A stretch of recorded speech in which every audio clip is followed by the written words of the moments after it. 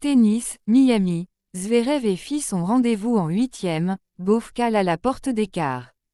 Première tête de série du Master 1000 de Miami, le N2 mondial Alexander Zverev s'est hissé lundi en huitième de finale où il jouera contre le Français Arthur Fils, 18e, tandis que la N3 mondiale Coco Gauff a une nouvelle fois calé aux portes d'écart à Miami.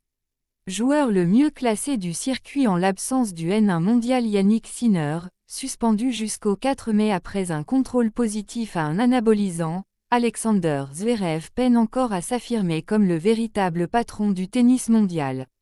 Mais à défaut de dominer son adversaire Jordan Thompson, 37e, de la tête et des épaules, le sextuple lauréat en Master 1000 a livré lundi un match sérieux pour l'emporter 7-5, 6-4 malgré un mauvais départ dans le premier set.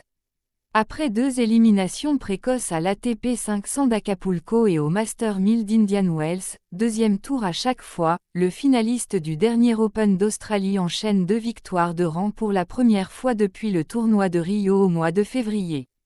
Jordan m'a compliqué la vie, a reconnu Zverev, auteur de 18 fautes directes. Il arrive à casser ton rythme et quand tu le laisses jouer, il joue avec tellement de variété. La seule solution, c'est de le déborder, a commenté le Hambourgeois, finaliste à Miami en 2018. Zverev affrontera Arthur Fils, 18e, pour une place en quart de finale.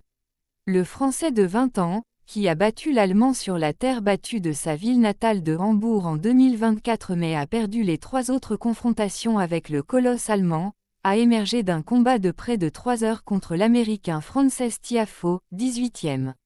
Loin des projecteurs du court central, l'Australien Adam Walton, 89e, a poursuivi son épopée floridienne en dominant le Hongkongais Coleman Wong, 182e.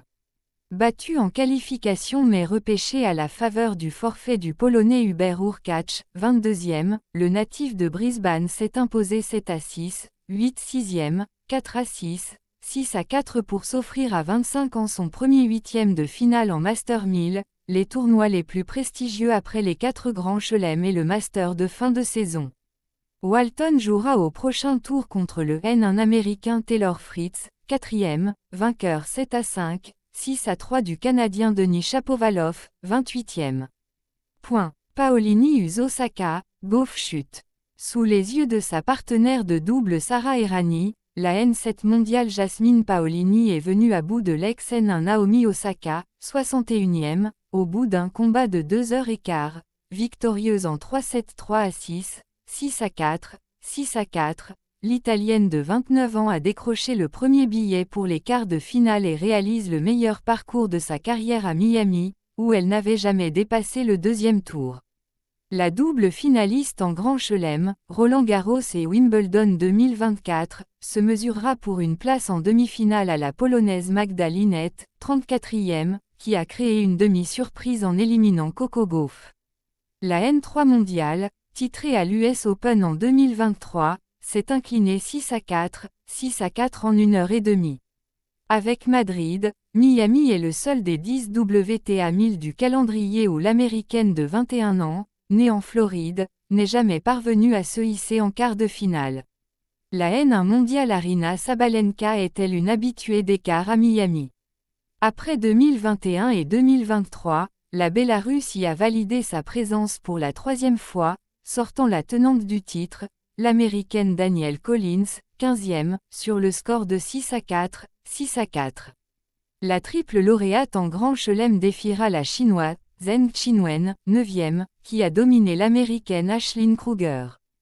Programmée en session de nuit, la sensation Alexandra Eala, native des Philippines mais qui s'entraîne depuis 7 ans à la Rafa Nadal Academy, a obtenu son billet pour les quarts sans jouer, puisque son adversaire Paula Badosa, 11e, a déclaré forfait en raison d'une blessure au dos. Âgée de 19 ans, la 140e joueuse mondiale se mesurera à la N2 Iga Swiatek qui, comme à chaque match depuis son entrée en lice, a été chahutée mais n'a pas cédé. La Polonaise l'a emporté 7-6, 7-5e, 6-3 face à l'Ukrainienne Elina Svitolina.